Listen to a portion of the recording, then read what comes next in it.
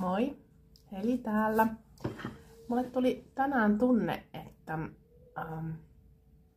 tekisin tämmösen korttiviestijutun ja aiheeksi nousi niinku ohjausta päätöksen tekemiseen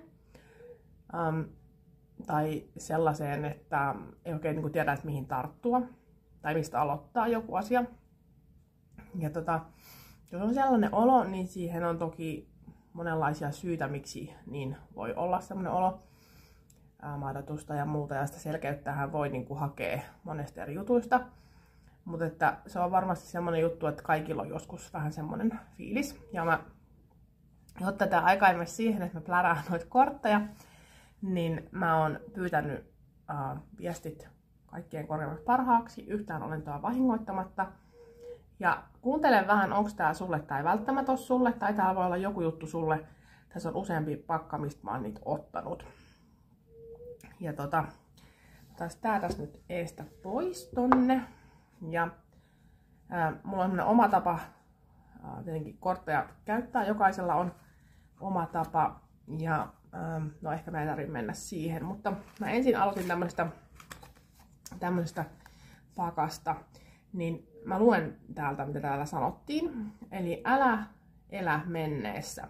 Katso eteenpäin tulevaisuuteen ja nauti matkasta, joka sinulla on edessä. Sitten täällä oli tämmönen ohjaus, että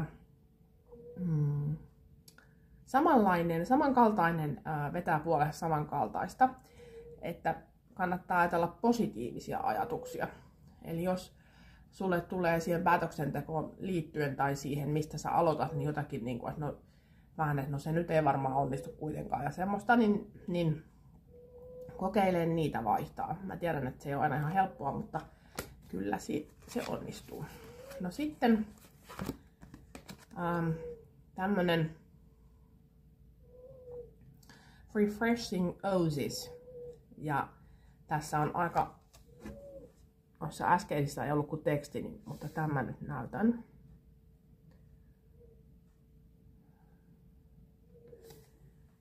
Ja tää on hauska, tää on 18.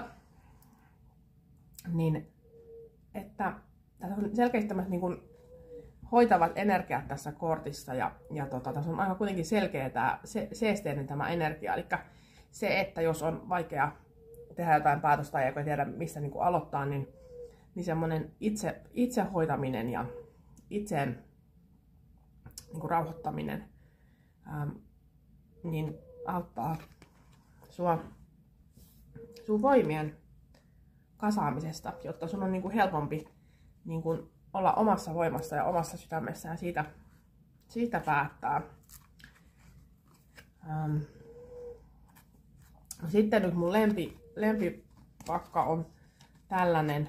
Mulla on ollut joskus paljon enemmänkin kortteja, mutta tää on sellainen, tää Mermaid Dolphins, että tästä varmaan tää on mulle tosi tärkeä. Niin täällä on taas tää empowerment, että olet paljon voimakkaampi kuin ymmärrätkään. Ja se on, niin kun, se on turvallista sulle olla voimakas. Eli tässä puhutaan sitä omasta voimasta. Ja täällä on vähän tämmöistä, että voi just miettiä niin kuin toisten mielipiteitä ja muuta semmoista. Mutta että siitä, että mikä on, niin kuin, minkä sä koet itselle oikeaksi. Ja niin kuin sieltä sydämestä käsin. Että tunnistat sen kyllä sitten. Tietenkin sitten, jos on nyt joku ihan arkinen asia, että tuntuu, että on vaikka paljon asioita hoidettavana eikä oikein tiedä mistä aloittaisi, niin se on sitten taas asia niin kuin erikseen. Mutta jos puhutaan semmoista, että tämä on vähän nyt, että täällä on niin kahdenlaisia energiaa, semmoisia niin isoja päätöksiä, taikka sitten semmoisia ihan pienisiä arkisia vaikka, että on tosi monta asiaa, mitä pitäisi hoitaa, niin mistä aloitan. Niin semmoinen niin kahdenlaista energiaa tässä tuntuu. No sitten täällä on Treasure Chest, niin paljon tulee semmosia ihania asioita. Ja tässäkin on niin kuin hyvin laitettu, että abundance eli se runsaus, niin sehän niinku pitää sisällään vaikka ja mitä.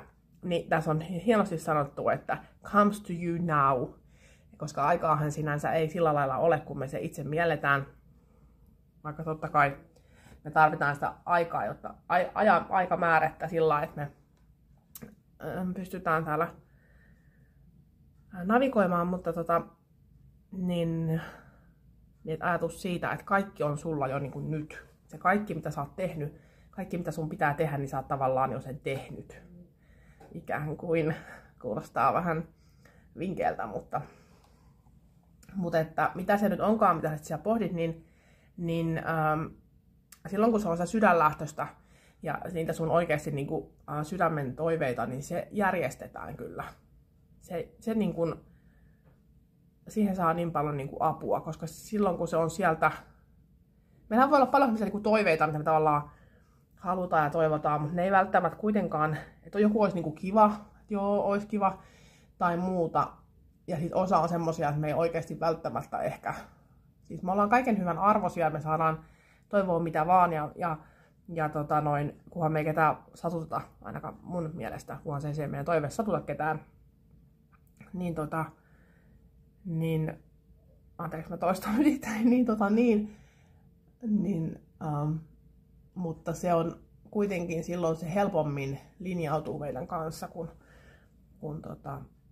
se on niitä sydänlähtöisiä oikein semmoisia, niin kuin semmoinen kutsuu.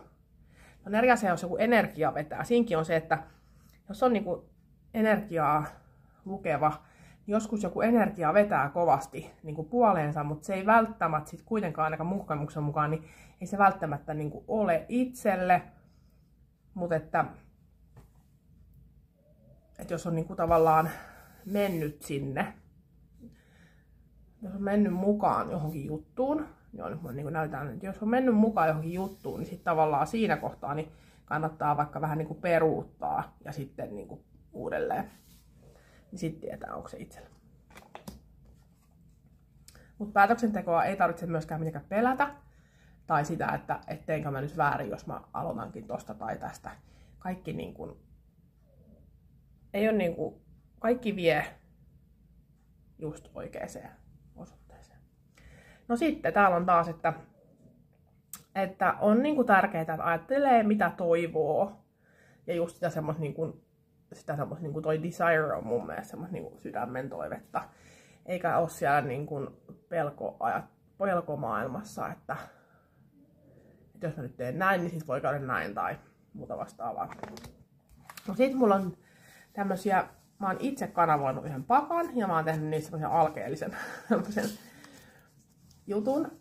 Ja nää on musta semmosia, niin nää on positiivisia semmosia ihania viestejä.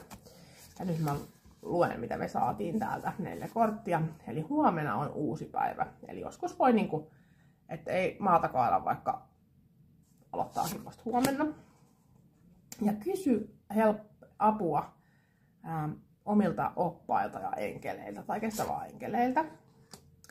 Niin sitten täällä on, että sinä olet vahva manifestoija. Valitse viisaasti. Ja sitten, että sinä olet valon säie. Se, mihin sinä keskityt, niin kun se kertaantuu maailmassa.